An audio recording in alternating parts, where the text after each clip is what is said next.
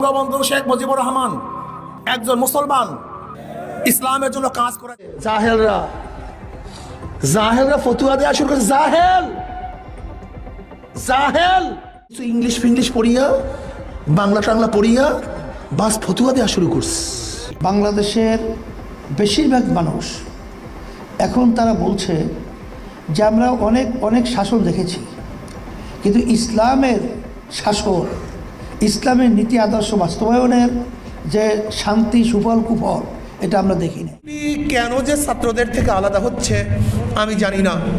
বিএনপির ইদানিং বক্তব্যগুলি মনে হয় যেন তাদের বক্তব্য আসলে সেই আগের বক্তব্য বর্তমানে বক্তব্যের মধ্যে কোনো মিল নেই। তারা আমাদেরকে ফ্যাসিস্টের সহকারী হিসাবে ঘোষণা দিয়েছেন। প্রধানমন্ত্রী শেখ হাসিনার আমি প্রশ্ন করলাম যে আপনার কপালে তো নামাজের দাগ দেখছি। হুজুর, আমি 7 বছর বয়স থেকে আমি নামাজ পড়ি। কিভাবে? বলে হুজুর, আমি যদি নামাজ না পড়তাম আমার মা আমার জন্য ঘরে ভাত পাক করতো না। আমার মাকে আমাকে নামাজি বানাবার জন্য চেষ্টা করেছি, সেই থেকে হুজুর আমি নামাজ পড়ি, নামাজ ছাড়ি না।